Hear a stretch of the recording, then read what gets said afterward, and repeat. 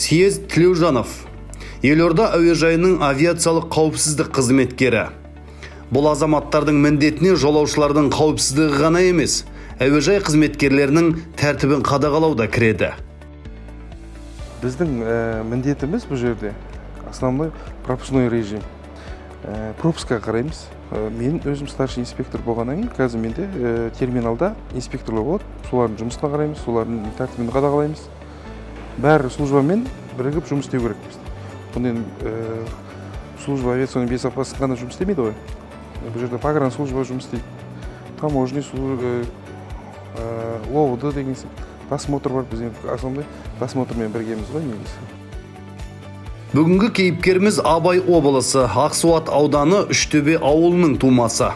Съездің балдәурен шағы өткен жер қазақы қаймағы бұзылмаған Тарбағатай тауының бөктері.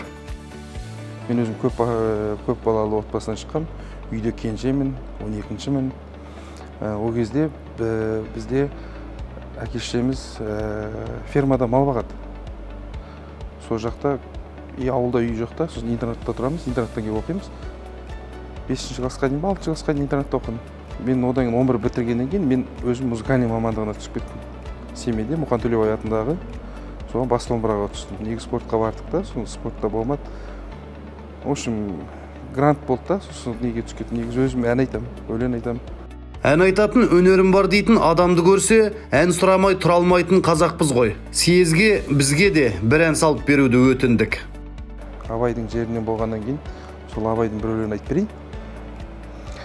Көзімнің қарасы, көңлімнің санасы, бітпейді іштегі ғашықтың жарасы.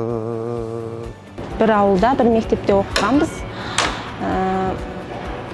Параллель сыныпта оқыған, 6-шы сыныпқа дейін мен сол ауылда оқыдым да, одан кейін көшіп кеттім.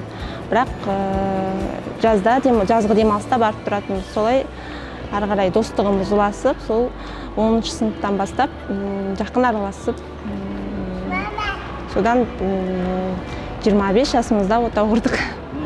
Съезд отбасында ардақты әке, адал жар, балаларының қамқоршысы. 3 ұл, 1 қыз тәрбиелеп отырған көп балалы жанұя. Отбасы үшін енді барлығын жасайтын адам. Ең бастысы мені қатты сыйлайды, мен де оны қатты сыйлаймын. Үйде сыйластық болғаннан кейін бәрі өздігімен болып жатады екен. Аллаға шүкір 4 баламыз бар. Көп балалы отбасыға жатамыз. Отбасында өте мейірімді әке, балажан, қатты балажан. Жұмыстан үйге асығып тұрады. Үйден келе салысымен барлығы, тіпті кішкентайымның өзі әке деп жүгіреді. Съезд осы күнге дейін спорттың армрестлинг деген түрімен жаттығып көрген емес. Бірақ Елорданың Әл-Фараби атындағы мешітте өтетін жыл сайынғы жарыста 3 жыл қатарынан чемпион атанған. Осы жылы Астана әуежайының чемпионы атағын жеңіп алды. Мен осы жерден орын алған кезде мен бастықтарым кеп жеке-жеке қолымды алып қуанды. Мені даже біздің қазір бастығымыз бар, Марат Савитович деген. Ол кісі мені көрген кезде айтады: "О, чемпион, армрестлингтер съезді." Сонымен де, мысалы үшін адам көп қой бұл жерде. Сонымен де танылып атасың да. Шүкір, Аллаға шүкір бәрі. Бізді жігіттер бәрі қолдайды, қуанады, қатты қуанады.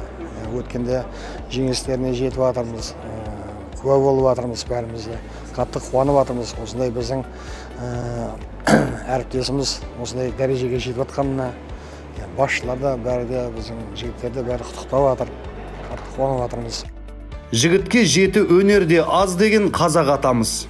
Өнер, білім тек қатерлі күндерде ғана емес, бейбіт күнде де, жақсылықтарда да қажет екені белгілі. Әр қазақ өз перзентін түрлі өнерге баулыған. Олар шетінен әнші, ақын, балуан, аңшы, мерген болған. Көршілес қай елге, қай жерге барса да қазақ жігіттерінің мерейі үстем, беделі асқақ. Съезд сол бабалар салған сара жолды жалғап келе жатқан жігіттердің бірі.